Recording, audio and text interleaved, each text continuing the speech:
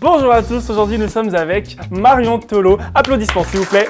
Et là, au montage, on met plein d'applaudissements alors qu'en vrai, il n'y a que nous deux qui applaudissons. Les gens, on se check. Bien sûr, on se check, Voilà. évidemment, on se check toujours pour le Parce que cinéma. dans la vraie vie, on est un peu potes avec Marion. Pour moi, c'est des amis, mais Ah ouais. apparemment, je suis juste pote, pas de soucis. Non, parce que moi, du coup, je pensais que... Marion, tu es en mise en scène et en casting. Tu nous expliquer un peu ce que c'est tout ça. Le format de mise en point, c'est mettre en lumière des métiers qui ont un lien avec le cinéma. On peut mettre en avant la jeunesse, on peut mettre en avant les femmes, parce qu'en une seule recherche Google, faites-le chez vous, tu marques interview cinéma, il n'y a que des mecs qui ont tous plus de 50 ans. Car les femmes existent. Et les femmes, a priori, il y Eh en a oui, un elles peu. existent. Il y en Voilà. a au moins deux. Faire découvrir des métiers, donc c'est un programme divertissant, c'est de la vulgarisation et c'est un peu ludique en même temps, donc on espère que vous avez passé un beau moment avec nous. À la fin de la vidéo, il y a un moment qui va nous raconter des petites anecdotes. Pour ceux qui ne veulent pas voir la vidéo et juste l'anecdote, vous pourrez aller justement Mais juste ici. ça, c'est pas bien. On aura des conseils, on verra un peu en pratique qu'est-ce que c'est exactement ton métier. Mais tout d'abord, on va d'abord savoir qu'est-ce que c'est que ton métier, Marion. Je dirais que j'ai deux métiers, dans le sens où je travaille en mise en scène et en casting, qui sont donc deux domaines différents dans le métier du cinéma. J'ai vu beaucoup de films, dont un qui a été vraiment déclencheur pour moi, C'est quoi? Mommy de Xavier Dolan. Et oui, je n'ai pas connu Xavier Dolan avec J'ai tué ma mère, je l'ai connu avec Mommy. Ça m'a beaucoup impacté. Et c'est un petit déclencheur où je me suis dit, je veux plus être spectatrice. En fait, je veux contribuer à cette énergie dans les équipes pour raconter ce genre d'histoire. Du coup, je suis allée au cinéma très souvent. Et après, je me suis débrouillée pour rentrer dans une asso qui gérait un cinéma indépendant donc dans les alentours de Saint-Étienne. Dédicace. Dans le cinéma qui s'appelle le Colisée, j'ai donc pu être projectionniste là-bas. Et j'ai vraiment eu ce déclic où je me suis dit, ce sera le cinéma ou rien. Donc à partir de ce moment-là, je me suis dit, il faut que je trouve un bac qui me rapproche quand même de ce domaine, parce que je voulais pas attendre d'être en études supérieures, j'étais trop pressée, quoi. J'avais trop envie de faire des choses. Je me suis mis à faire un petit peu des courts-métrages avec des amis dans mon coin. Je pense que tous les gens qui travaillent dans le cinéma sont au moins passés par là au début. C'est hyper formateur, bien que très méprisé souvent. Mais en fait, le travail amateur, ça forme, parce qu'en fait, on commence à faire du cinéma, clairement. pour moi, avec vraiment 3 bouts de bois et un petit appareil photo. J'ai donc fait un bac littéraire, option cinéma et spécialité cinéma. Et après, du coup, ce bac, j'ai tenté une école de cinéma publique qui s'appelle la Cinéfabrique à Lyon.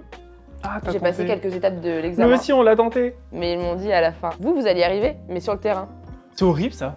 Et sauf qu'en Oh, fait, mais de ils m'ont toute dit façon, ça. on est sûr que vous allez y arriver, donc Ouais. on vous dit au revoir. Et toi, t'es là, En genre. fait, le fait de m'avoir dit vous allez y arriver sur le terrain par vous-même, c'est vraiment ce qu'ils m'ont dit. Moi, je sais pas comment on fait du cinéma. Bah, Si je veux, justement. je veux faire une école publique, pas privée, c'est C'est pour qu'on me pour donne des apprendre. clés. Bah oui, Et là, on me forcément. dit tu vas les trouver toi-même. Et en fait, aujourd'hui, ils ont grave eu raison. Parce que Ah le métier que je fais, j'ai totalement appris sur le terrain. J'ai donc fait une prépa cinéma d'1 an, dans laquelle j'avais des profs qui étaient des intervenants professionnels. Donc j'ai pu découvrir toutes les facettes du cinéma, de la décoration, montage, image, son, lumière, même comédien. Enfin, on a fait plein de choses différentes. Et après, j'ai intégré un BTS audiovisuel en montage. Pendant mon BTS audiovisuel, j'ai fait beaucoup de stages, en mise en scène notamment, sur des films, notamment Just Kids, le tout premier plateau de long métrage auquel j'ai eu accès. Et c'était Et c'était un complètement stage, en fabuleux ce stage. Et c'était génial. Et j'étais stagiaire mise en scène. Et donc, de stage en stage, après, j'ai pu On t'a me rappelé. greffer à des petites équipes, Ouais. avoir des chefs de poste un peu référents avec qui du coup maintenant je travaille. Et du coup j'alterne en fonction des postes et des films que je fais, soit en mise en scène, soit en casting. Il n'y a pas vraiment de parcours dans le cinéma. On a tous pris des chemins différents. Et... Pour travailler dans le cinéma, il faut 2 points. Pour moi ça n'existe pas en Bah fait. oui. Parce que c'est surtout des personnalités dont on a besoin, des compétences bien sûr, mais des personnalités qui sont derrière. Et ça moi je pense qu'il faut juste surtout être très passionné. Ce serait pour moi le premier critère. Parce que ça demande beaucoup d'investissement perso, etc. Il y a soit les grandes voies royales, on va dire des écoles, Oui. des grandes écoles publiques, exemple la Fémis, Fémis, notamment ouais. la Cinéfabrique que j'avais tenté, etc.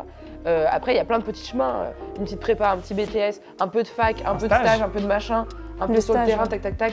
Même que des stages, en fait. Il y a plein de parcours différents. C'est quoi un peu? C'est quoi ton métier? Concrètement, c'est quoi?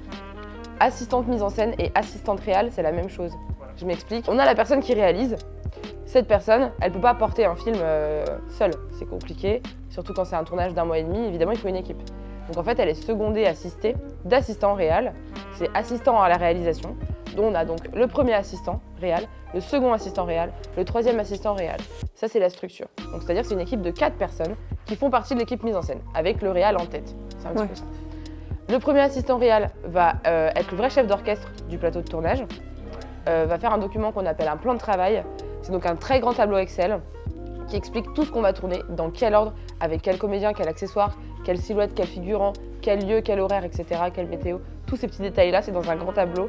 Et ça, c'est vraiment la base pour tous les domaines du ciné, pour la déco, la lumière, pour tout ce qui existe. C'est vraiment la base, c'est la référence pour travailler en fait, un plan de travail. Donc ça, c'est fait par le premier assistant ou la première assistante. Sur le plateau, elle est chef d'orchestre ou il est chef d'orchestre. Et c'est un peu de la coordination en fait entre tous les chefs de poste et tous les corps de métier du cinéma afin que les plans et la journée soient rentrés au bon moment, dans le bon ordre et qu'on finisse à la bonne heure. Ensuite, on a le second assistant réal. Lui va gérer plus le plateau mais avec un peu moins de technique. Ce sera plus le placement du plan, de quoi le plan est composé. Donc cet élément de déco là, on va le mettre ici. Les comédiens vont être à cet endroit-là. La figuration, on va les placer ici. Les silhouettes vont faire ça exactement. Et ensuite, on a le troisième assistant qui est du coup lui plus sur la gestion des comédiens au niveau des loges, de la préparation. Il est surtout en charge. Cette comédienne-là doit arriver prête avec son texte en étant au courant de ce qu'on tourne, dans le bon costume, avec la bonne, le bon maquillage, le bon accessoire, etc. Okay.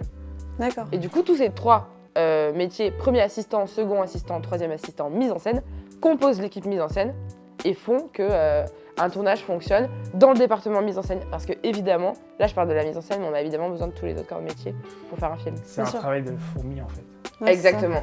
Ouais. En fait, c'est plein de petites. Un plateau de tournage, c'est plein de petites fourmis qui grouillent de partout, mais chaque fourmi sait exactement où elle va et ce qu'elle doit faire. Et tout ça, ça fait une belle fourmilière qu'on peut appeler un film. Magnifique. Trop stylé. Et toi, du coup, tu fais quoi sur le plateau? Alors moi, Tournage. sur des courts-métrages, j'ai déjà été au poste de première assistante réal et seconde assistante réal aussi, ça dépend de l'ampleur du film. Sur des longs-métrages, j'ai déjà été troisième assistante réal, pas encore seconde car c'est step by step. En moyenne, un premier assistant ou une première assistante de long-métrage a peut-être entre 35 et 40 ans pour donner un petit ordre d'idée, donc j'ai encore du temps pour y aller. Et puis premier assistant réal, aujourd'hui c'est pas forcément le poste que je vise. Second assistant réal sur un long métrage, ça je trouve ça chambé. Et du coup, comment se passe un casting figure? Enfin, c'est quoi la différence entre un casting figuration et casting Rôle. rôle? Ouais. On se fait une journée où on s'est prévu plein de rendez-vous avec des comédiens et des comédiennes. Et du coup on fait passer les essais. Très souvent on a besoin d'autres comédiens pour faire des répliques. C'est-à-dire quand c'est un dialogue, si on casse le personnage A, en fait il y a un dialogue avec le personnage B. Donc il nous faut un personnage B qui renvoie les répliques et du coup qui donne un petit peu du jeu au comédien et à la comédienne. Ça c'est un casting rôle. Ensuite il y a le débrief. Donc ok, lui t'en as pensé quoi? Lui c'était pas mal. Tiens on va essayer de le voir mais dans un autre personnage, parfois ça arrive. Ou alors dans une autre teinte de jeu, etc. Okay. Et ensuite après il y a les choix. Ça c'est pour le casting rôle. Et par exemple le casting figuration. Un exemple, j'ai déjà fait un film qu'on tournait à Lyon, on avait besoin de 100 personnes par exemple pour un film à Lyon. Et ben en fait ce qu'on fait, c'est qu'on met une grande annonce. Il y a plusieurs types de casting, mais moi ce que j'ai fait c'est un casting un peu ouvert, ça s'appelle un casting ouvert en fait. Casting ouvert figu, qu'est-ce que c'est? On a besoin de 100 personnes dans cette ville-là, dans ce lieu précis, il faut que ce soit des gens de la ville. Pas de souci, on met des annonces, on recherche pour un film tel jour, 100 figurants, nanana. Et du coup on donne un point de rendez-vous et en fait les gens se présentent à ce casting, ils arrivent, on prend toutes les coordonnées, on fait des photos. Si on cherche des silhouettes ou des petits rôles en même temps, on leur demande de jouer quelque chose ou autre. Et ça, ce qui est assez magique dans ce genre de configuration-là, c'est que très souvent, c'est la grande majorité, les gens ne connaissent pas le cinéma. Ils viennent par curiosité. Et ça qui est fascinant dans le casting figuration, c'est que parfois tu travailles avec des comédiens, mais parfois tu travailles aussi avec des gens à qui tu montres ce que c'est un plateau de tournage. Et du coup, il y a un émerveillement qui est complètement dingue.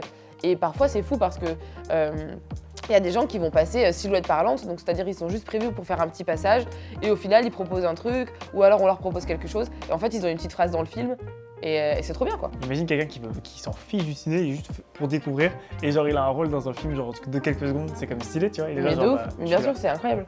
Il y a aussi le casting sauvage. J'ai déjà travaillé avec un directeur de casting qui a trouvé le rôle principal d'un film, un enfant, en casting sauvage, au parc de la Tête d'Or de Lyon. Il se baladait et il était en mode waouh, c'est tellement physiquement le comédien qu'on recherche par rapport au personnage. Et du coup, il est arrivé, mais des fois, c'est des situations, les gens nous prennent pour des dingues. J'ai déjà fait du casting sauvage avec ce même directeur de casting. Ça doit être vraiment spécial. Et vraiment, en fait, c'est bonjour, on travaille dans le cinéma et Ouais. on est en train de faire un casting sauvage, on est en train de se balader et de chercher des gens qui pourraient correspondre aux personnes qu'on cherche. Et vous, c'est le cas.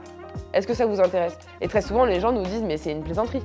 Et parfois, Ils pensent ça que c'est une dépend, caméra ça cachée. dépend tu sais. où on est. Si c'est dans des plus grandes villes, j'ai l'impression que c'est un peu plus courant. Ouais. Mais dans des plus petites villes, souvent Ah bah c'est oui. non mais bien sûr. Et du coup on leur sort, si regardez, c'est le nom de la boîte de production, vous allez être rémunéré tant, ça s'appelle un cachet d'intermittence, nanana. Et c'est assez fou. Et du coup ce petit qui a été trouvé au parc de la Tête d'Or a le rôle principal dans le film finalement. Je vois bien Chloé en train de se promener et il y a un gars.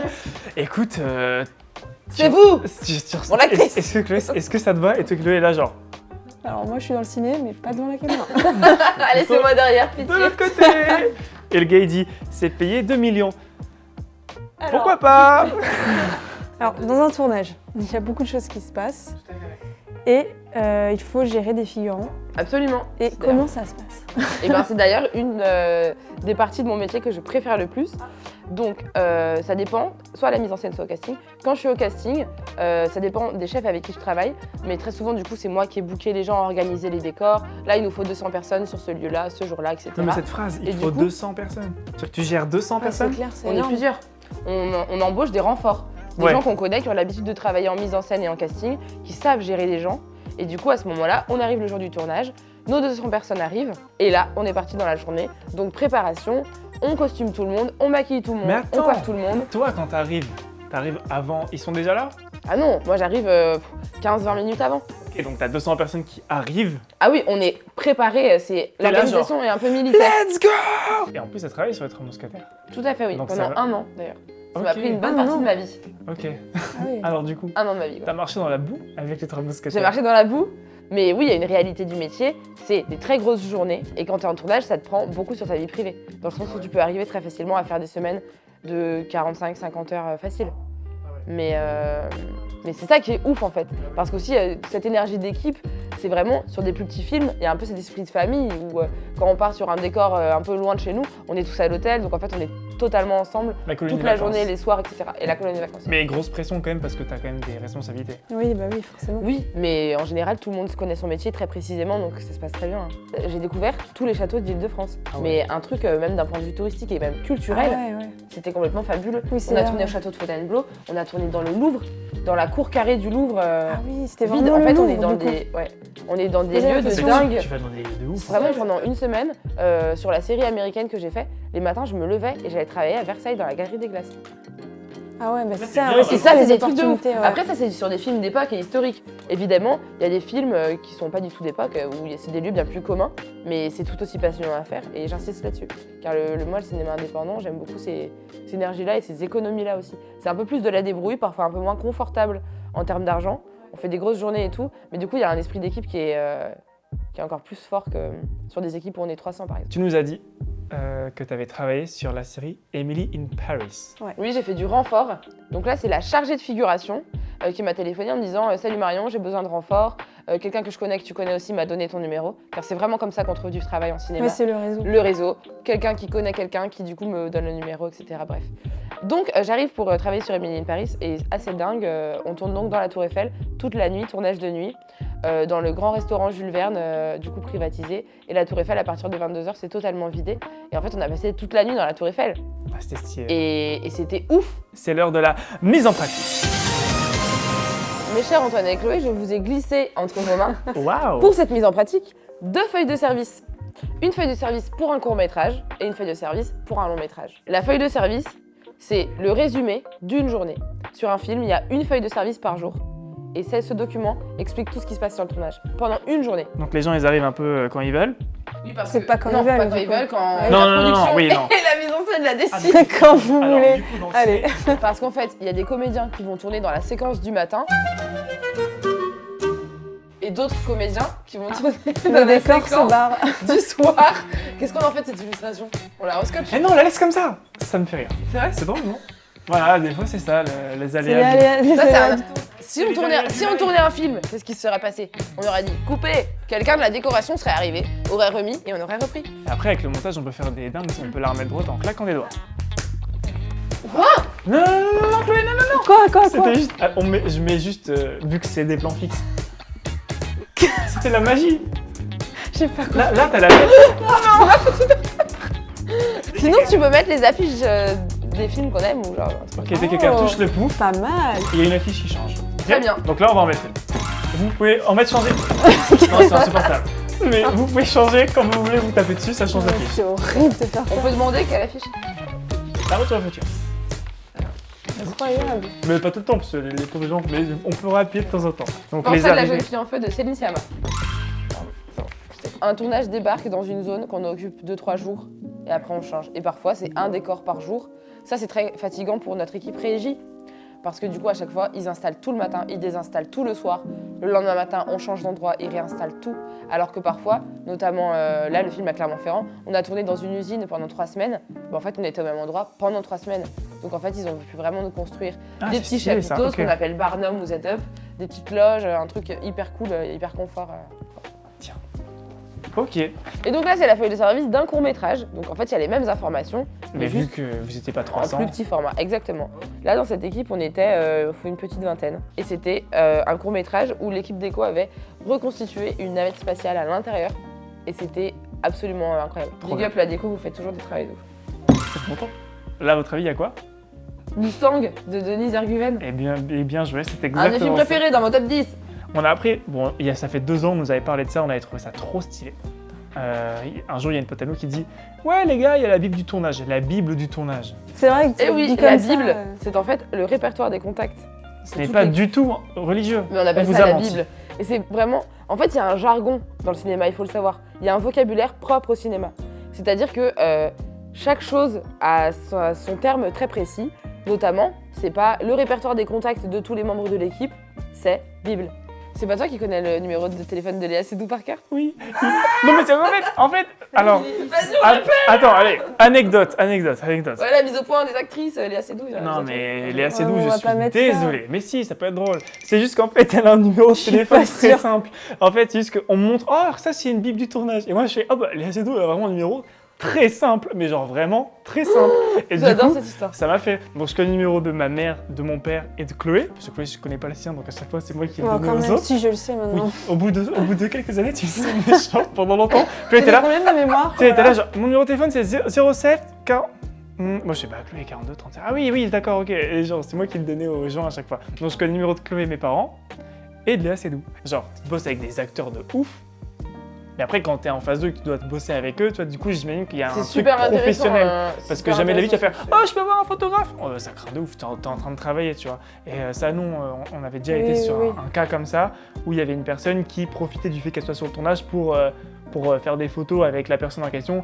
Et quand t'es en mode pro, genre là, il peut y avoir un mec hyper connu qui rentre. Même si je le kiffe, je vais pas faire ouais, tu vois, il y a une dimension pro à garder. Et ça, comment ça se passe du coup? C'est intéressant. Alors en fait, pour moi, il n'y a même pas d'effort à faire. C'est très simple. Mais- C'est que sur un plateau, on a autant besoin des comédiens que des membres de l'équipe technique. Donc en fait, moi, je vois ça dans un schéma très horizontal.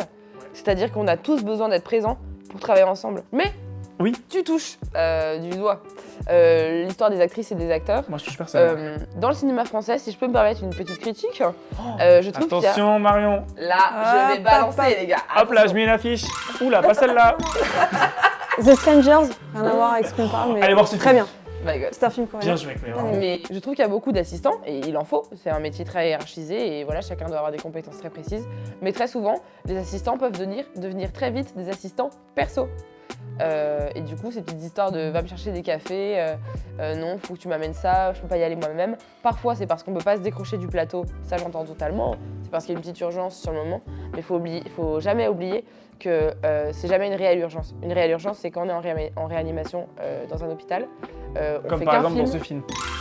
on assiste une personne, mais c'est la vision de la personne qu'on assiste, et pas C'est pas la personne. elle-même. Après, parfois, sur des tournages, il faut un assistant perso, dans le sens où un ou une réal fait un film tellement gros qu'il ou elle a besoin d'être accompagné, dans le sens, le lundi, on va aller valider les castings, le mardi, on va valider la déco, ensuite, on parlera de lumière. Ça, oui. Mais il y a toujours une espèce de limite à garder, en fait. Par contre, il y a un truc très important que je voulais parler aussi. Très important, il y a beaucoup de gens qui voient un peu l'aboutissement d'un taf comme une espèce d'échelle. Je m'explique parce que ça va rien dire. Genre, ok, moi je veux être réalisateur. Bonjour, je m'appelle Antoine, je veux être réalisateur, enchanté. Du coup, pour devenir réalisateur, je vais d'abord 3e assistant réal, après 2e assistant réal, après 1er assistant réal, puis après je serai réalisateur. Comme ça, j'aurai gravi l'échelle, pardon. Mais en fait, c'est pas du tout le même taf. C'est comme si pour devenir professeur, tu devenais surveillant. Aujourd'hui, on va dire sur la petite connaissance que j'ai dans le cinéma en France, il y a des réalisateurs qui ont fait de la déco, qui ont fait tout un tas de métiers avant dans le cinéma. Bien sûr. Mais ce qu'il faut savoir, dans mon point de vue, encore une fois, c'est que ma vision, je Il n'y trouve a pas de que chemin. ça dessert. Quelqu'un qui veut être réalisateur, ça peut le desservir que de passer par l'assistanat réal. Pourquoi? Parce que l'assistanat réal, ça décortique tellement la vision artistique, et t'es tellement une petite fourmi dans ce truc-là, que du coup, le point de vue global et artistique pour moi, il faut le garder dans sa tête de réal. C'est pour ça que le réal, il y a 3 personnes qui l'assistent en fait. C'est parce qu'il ne peut pas y penser à tout son fond, son propos, tout ce qu'il est en train de raconter. Sinon, il se limite. Bah oui. Parce qu'en fait, pour moi, si un réal a déjà été assistant réal, s'il veut qu'il y ait une voiture qui vole à un moment dans son scénario parce que ça veut dire un truc de ouf et il faut que ça se passe comme ça, en fait, s'il est assistant réal, pour moi, il va peut-être se freiner dans l'écriture dans le sens où il peut être rattrapé par la réalité. Alors que non, les assistants réals sont là pour défendre la vision d'un ou une réal. Et du coup, tout est possible dans la vision d'un ou une réal. C'est le cinéma. Moi, je veux que la tour Eiffel, elle tombe. D'accord, tu te retournes. Ne t'en fais pas, je vais y arriver. Non, mais après, ouais, Et donc, du coup, tu pourrais nous donner des petits conseils, enfin des conseils en général pour les gens qui nous regardent. pour travailler dans le cinéma. Ouais. Faites des stages. Et beaucoup. L'apprentissage les sur le stages. terrain, c'est ce qui a été le plus formateur pour moi. Parce qu'en fait, un film, c'est avec une équipe, mais un autre film, ce sera avec une autre équipe. Et c'est bête ce que je dis, mais du coup, travailler avec des gens différents, c'est aussi des méthodes de travail différentes. Ça nous apprend l'adaptation, de s'acclimater à chaque personne, chaque façon de travailler aussi, même s'il y a toujours une ligne directrice qui est la même, hein, bien sûr. Mais faire beaucoup de stages. En fait, on se rend compte de comment ça marche. Ouais, t'es sur le terrain, voilà. quoi. C'est ça. Et la culture cinématographique, je conseille l'université, mais je conseille aussi c'est-à-dire soyez cinéphile en fait. Voyez des choses que vous n'avez pas envie de voir. C'est Comme très, par très exemple important. ce film. The Host, c'est super. D'ailleurs, tous les films de Bong Joon-ho. Parasite. Regardez les films d'Agnès Varda aussi. Ouais, par exemple celui-là. Cléo de 5 à 7. On espère que ce format vous a plu, que vous avez appris des choses à travers cette vidéo. En tout cas, c'était le but que j'avais. J'espère avoir été claire. En tout cas. J'espère que, voilà, que nous, on a tous été bien clairs, que vous avez passé un bon moment, que vous avez oublié tout ce que vous avez dans la tête et que c'est cool.